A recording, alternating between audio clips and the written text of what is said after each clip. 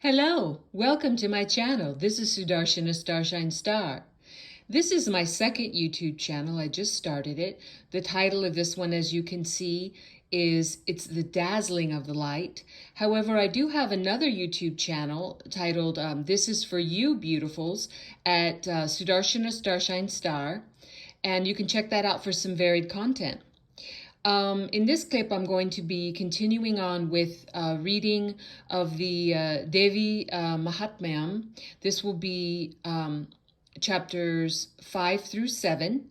So instead of doing the same preamble and kind of filling you in with like a verbal blurb of what this is all about, I suggest that you go and check out part 1 of this series of the Devi Mahatmyam, and you can hear why I'm doing this, why it's powerful to read the Devi Mahatmyam aloud or listen to it intently, what it does for you, why it's such a wonderful, powerful, sacred tool that's so easy to access with such powerful results. It's amazing. So as usual, I'm going to begin with the 3 opening prayers, the Guru Mantra, the Ganesha Mantra, and the Gayatri Mantra. Okay, let's go.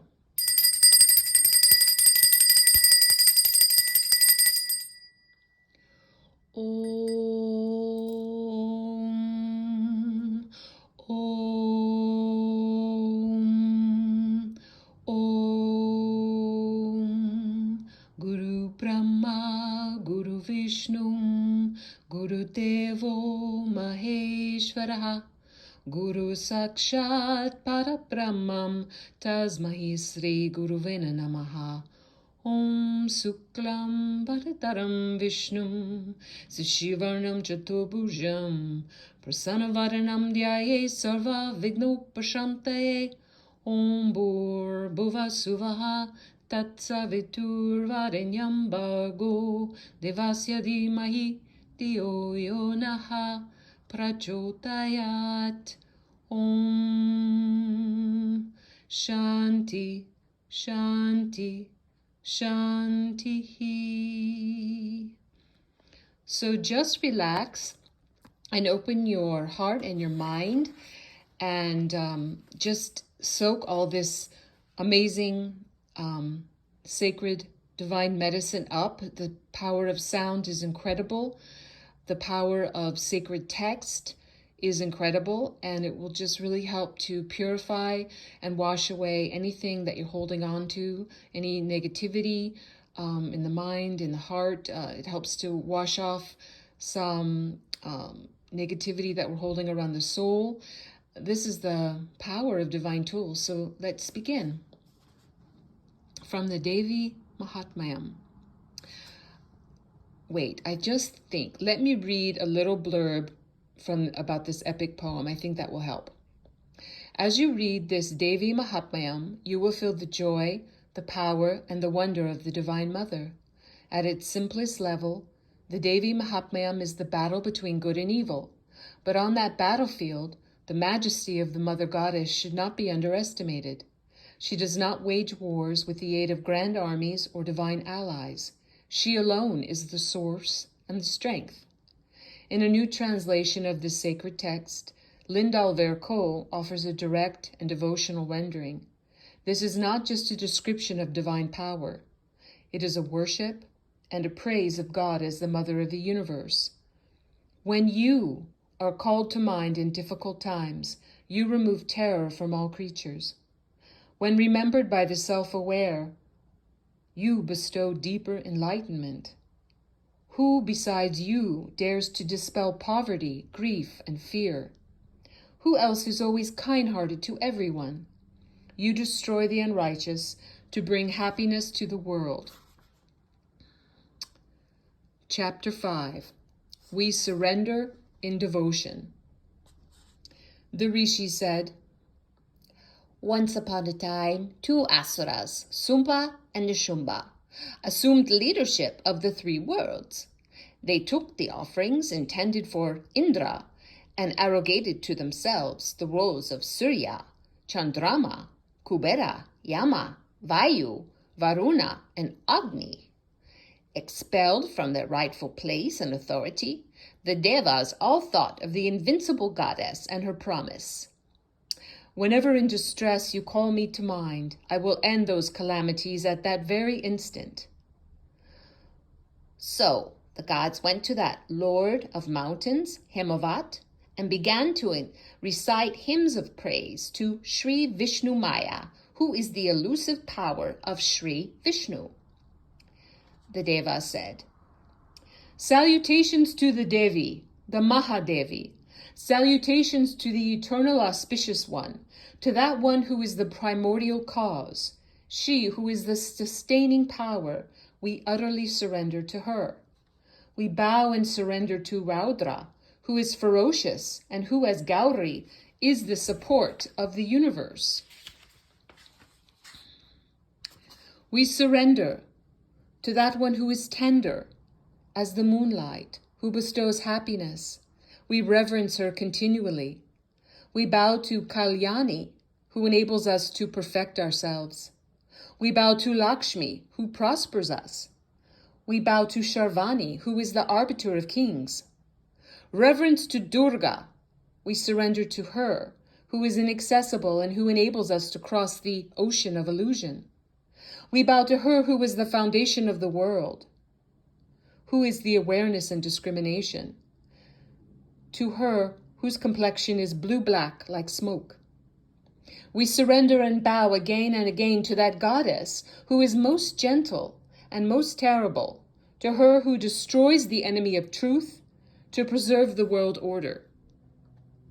To the goddess who is proclaimed as the elusive power of Lord Vishnu, which exists in all beings, we bow again and again. We bow to the Devi, who abides in all beings in the form of consciousness.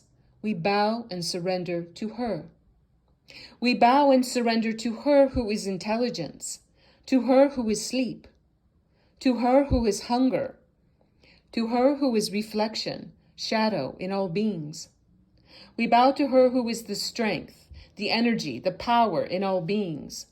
We bow to her who is desire, who is thirst.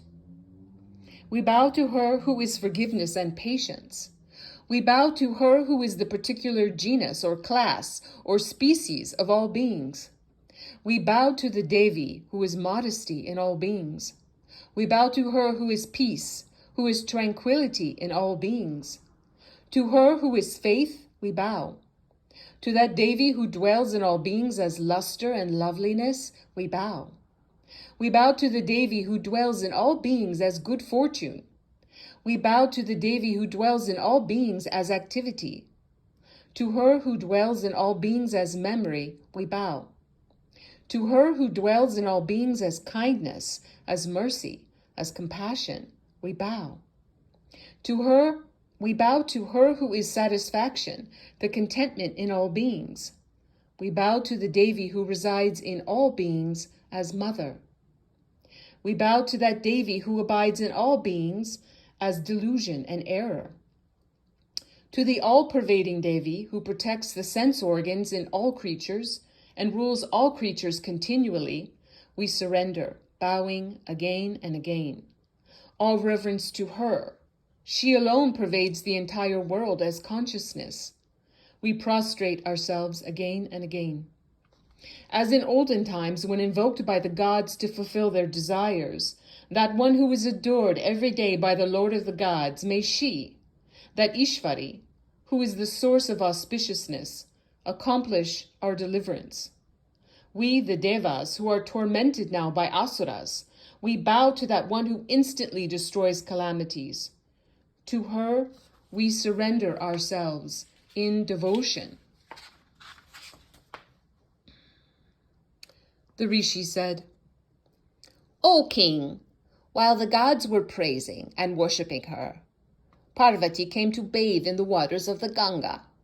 The goddess with beautifully arched eyebrows asked, Whose praise is being hymned here?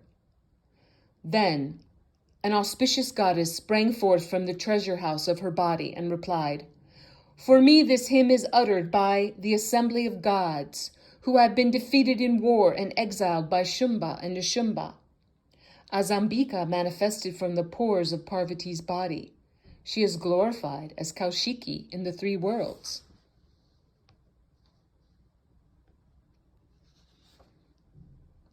Then Parvati also became black and came to be known as Kalika and took her abode in the Himalaya.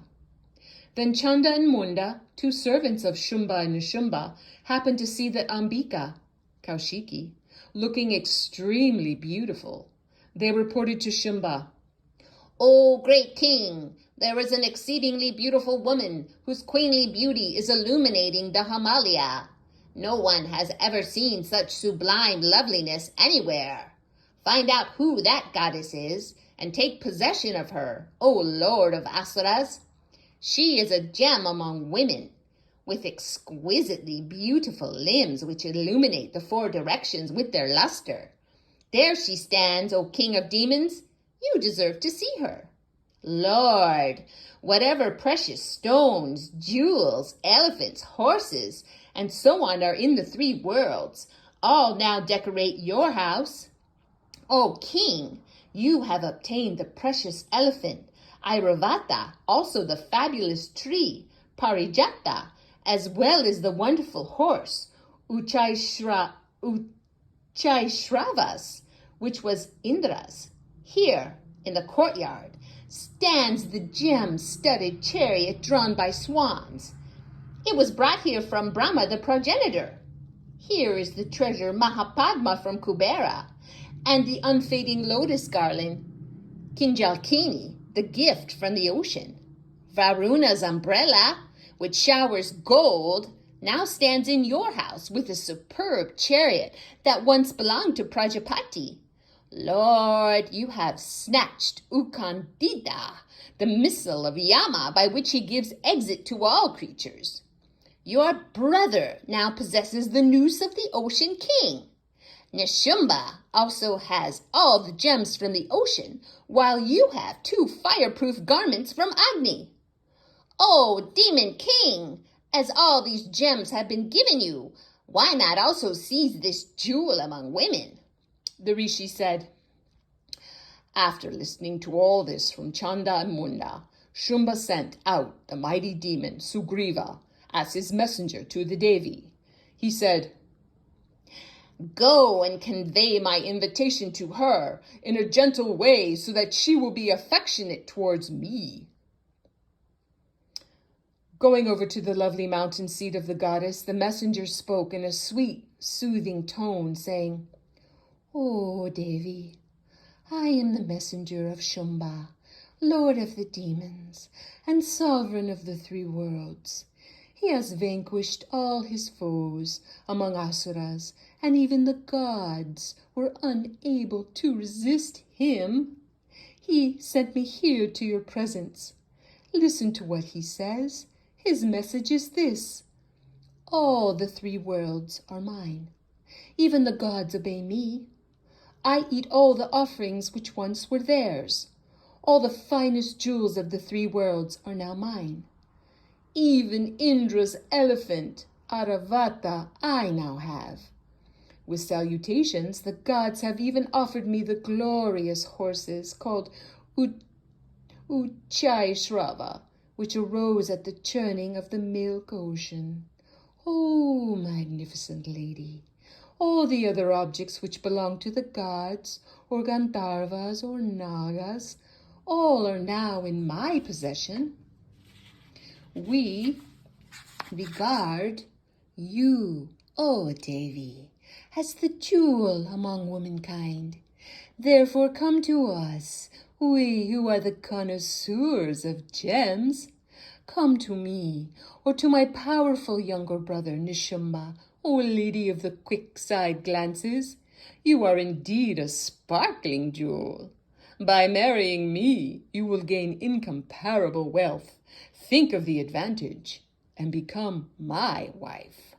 The Rishi said, When this was said, the adorable goddess Durga, who sustains and protects the universe, smiled thoughtfully and said, "What you say is true, no doubt. Shumba is indeed sovereign of the 3 worlds together with Nishumba. But how may I nullify my former vow? Please listen to this vow I once made in ignorance. I once declared I would only marry one who would be my equal in strength, one who could defeat me in battle and remove my pride. Only he could be my husband. So let Shumba come here, or Nishumba, the great Asura. Let him vanquish me without delay and gently take my hand in marriage." The messenger said, "Oh, Devi, this is arrogance. Do not talk this way to me." "Name a single god from the three worlds who is capable of standing against Shumba and Nishumba." In fact, all the gods were unable to face even the other asuras in battle. So how could you, a single woman, do this on your own? If Indra and all the other godheads united could not defeat Shumba, how will you, a woman, dare to face him? It would be better that you heed my message and go to Shumba and Nishumba yourself. Otherwise, you will suffer the humiliation of being dragged there by the hair." The Devi said, "It is true, Shumba is strong, Nishumba is very heroic. But what can I do? In my ignorance, I made my vow earlier. You go back to the Asura, Lord, and tell him politely what I've said. Then he may do whatever he pleases."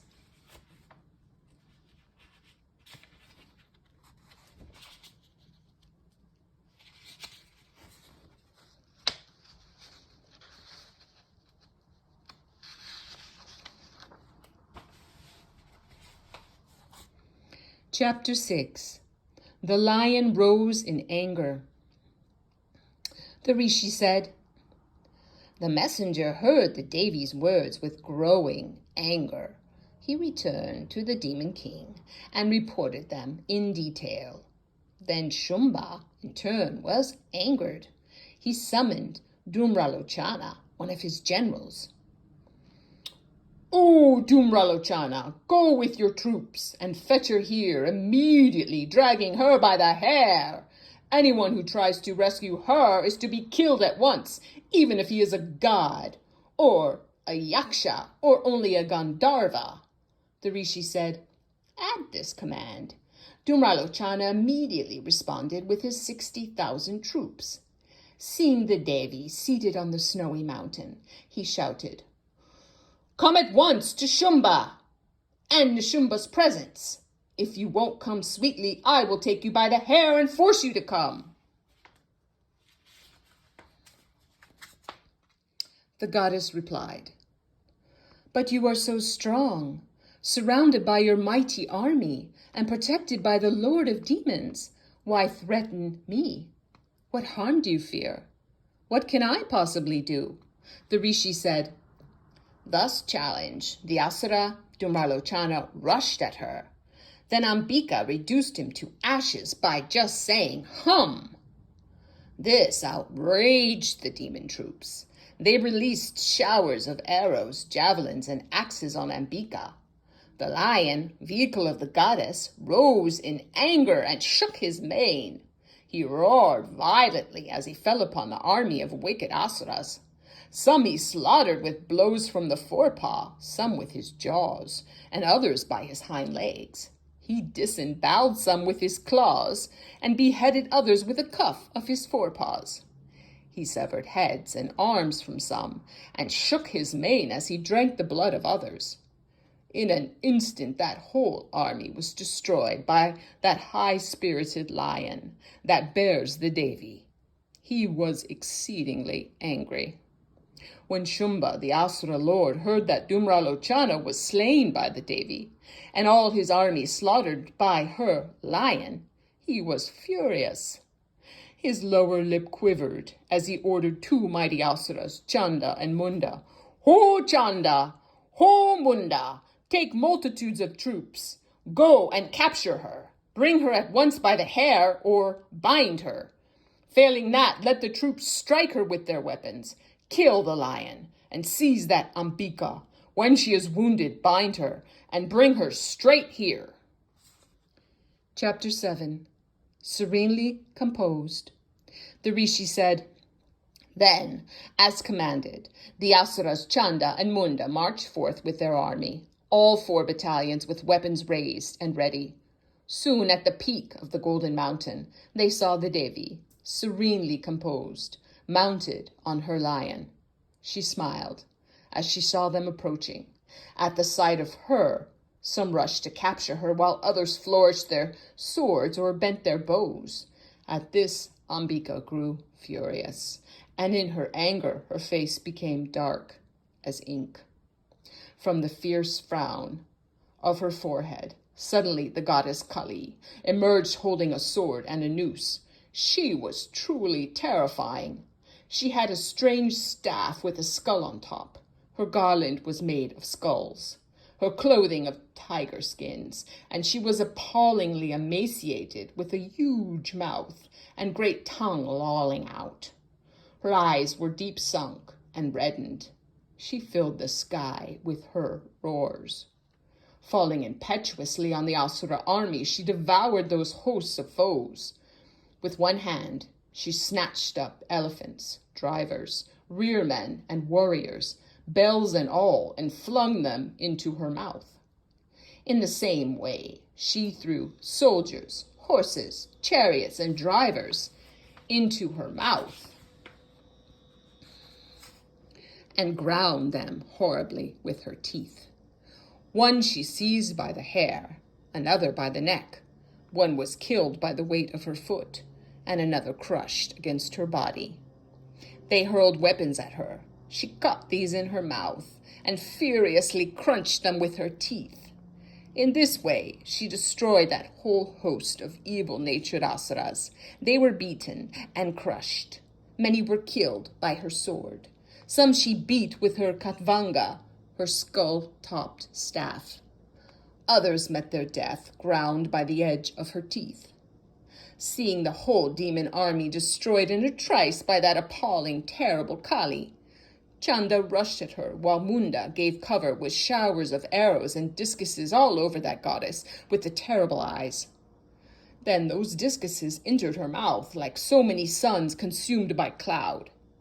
At this, the goddess Kali roared frightfully. In her dreadful mouth, so difficult to look at, ferocious teeth gleamed. She laughed in terrible rage. Then, mounting her great lion, she rushed at Chanda, seized him by his hair, as she uttered the frightful hum, and severed his head with her sword. Seeing Chanda brought down, Munda also rushed at her. She felled him with her scimitar in fury. Then the remainder of the army fled in panic, scattering in all directions at the sight of mighty Chanda and Munda destroyed. Carrying the heads of the slain Chanda and Munda, Kali approached Chandika and laughed, as she said with passion, "Here I bring you 2 great beasts in the battle sacrifice. You yourself shall now kill Shumba and Nishumba." The rishi said. Then lovely Chandika looked at the 2 mighty demons' heads and joked, "Since you have now brought Chanda and Munda, you will become famous in all the world as Chamunda." All right, that is the end of those chapters and the end of this clip. Please excuse this wobbling of this handheld camera. I do have stands, but I really do like to have it handheld. So we're going to conclude this. I thank you so much for staying with me to the end of this clip. And if you like this content, I ask you to please like and subscribe to this channel and share it. I really, really appreciate you sharing your energy with me by doing that. I really love that. Thank you so much. I'm wishing you all the best. God bless you and yours now and always. And I will close with the closing prayer. And what I am saying is, God bless all beings in all worlds.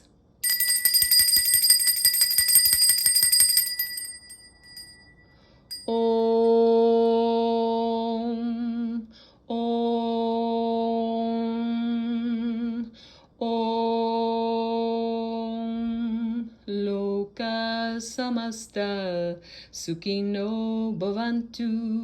Loka samasta sukhino bhavantu. Loka samasta sukhino bhavantu.